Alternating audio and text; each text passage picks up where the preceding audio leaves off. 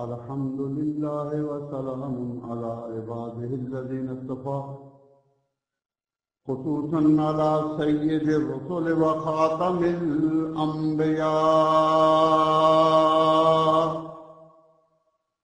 وعلى آله الأتقياء وأصحاب الأصفياء. أما بعد فأعوذ بالله من الشيطان الرجيم. بسم الله الرحمن الرحيم. إن الدين عند الله الإسلام. صدق الله مولانا العظيم. صاحب صدر حضرت محترم صاحب دامت برکاتہم، علماء کرام، واجب الاحترام، بزرگان قوم، سامعین عزیز، دوستو اور بھائی،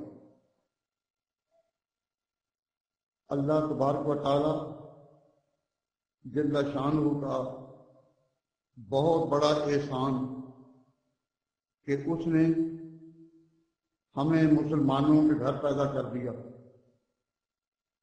اور ہمیں گھر بیٹھے وہ دولت مل گئی جس دولت کے حاصل کرنے کے لیے صحابہ کرام نے اپنے اپنے وقت میں بڑی قربانیاں دی تھیں۔ ہم اگر کسی غیر مسلم گھرانے میں پیدا ہوئے ہوتے تو آج کی مصروف دنیا میں جس میں ہر شخص کو اپنی پڑی ہے، ممکن ہے ہم وقت نہ نکال سکتے اور سچائی تک پہنچنے کی کوشش نہ کرتے، تو کیا اللہ تعالیٰ کا یہی احسان کم ہے کہ اس نے ہمیں مسلمانوں کا پیدا کر دیا؟ اور ہمارے ہاں نزدیک سب سے قیمتی چیز، سب سے اہم چیز اپنے ایمان کو بچانا، اپنے بدن کو بچانا اتنا ضروری نہیں۔ کیوں؟ اس لیے کہ موت تو پھر بھی کسی نہ کسی وقت آنی ہے، اس سے تو مخلصی نہیں، لیکن ایمان بچانا جو ہے اتنا اشد ضروری ہے کہ اس سے بڑی اور کوئی ہماری ذمہ داری نہیں۔ مبارک ہیں وہ لوگ جو ایمان لے کر قبر میں اتر گئے، ورنہ قبر تک جانے سے پہلے there are many steps between the cup and the lip. Glass کے ہونٹوں تک آنے میں بہت امکانات ہیں کہ گلاس کہاں چھلکے کہاں نہ چھلکے۔ زندگی آزمائش کا نام ہے، ہر طرف مختلف اغراض اور حالات کے جام چھلک رہے ہیں، تو ایمان کی حفاظت اللہ تبارک و تعالیٰ جل شانہ تمام بھائی جہاں تک میری بات پہنچ رہی ہے اور بہنیں جہاں تک میری آواز پہنچ رہی ہے، اللہ تعالیٰ سب کے ایمان کو سلامتی سے دبا۔ میں اس طرف توجہ دلانا چاہتا ہوں کہ آپ پہلے جانیں کہ ہمارے ایمان کے دشمن کون ہیں۔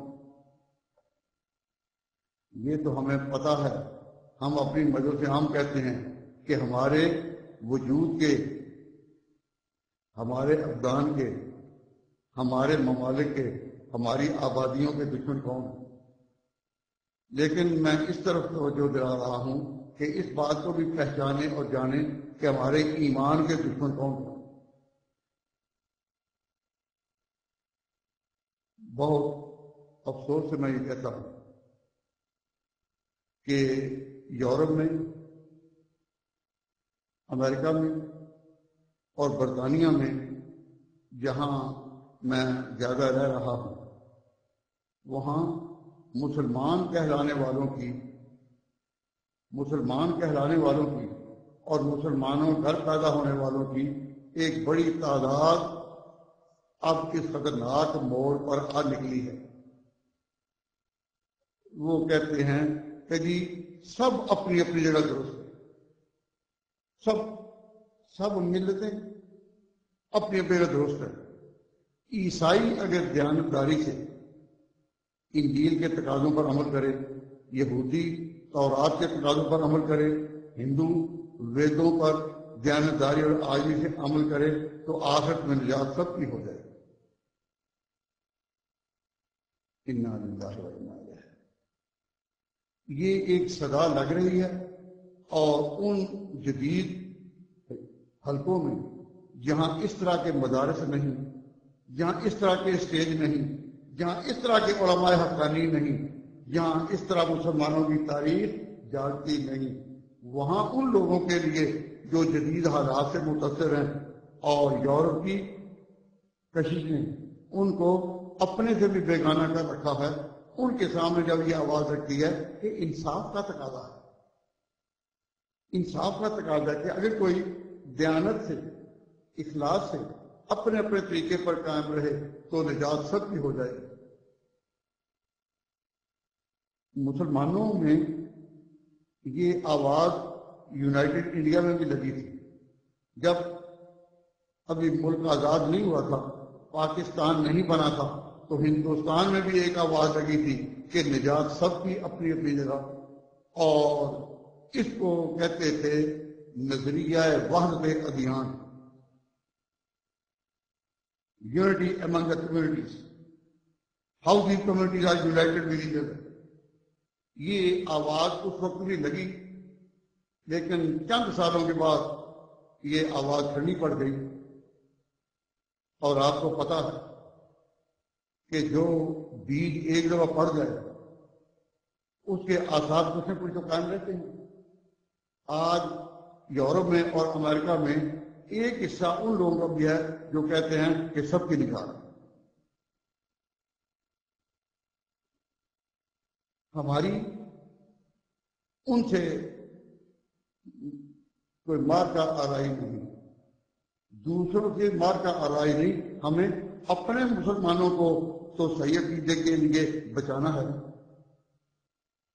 کہ ان کے ذہن میں یہ بات آئے کہ ہم بصمیم قلب اعتقاد رکھتے ہیں اس پورے روئے زمین پر جناب محمد رسول اللہ صلی اللہ علیہ وسلم کی رسالت کی تصدیق کیے بغیر نجات نہیں۔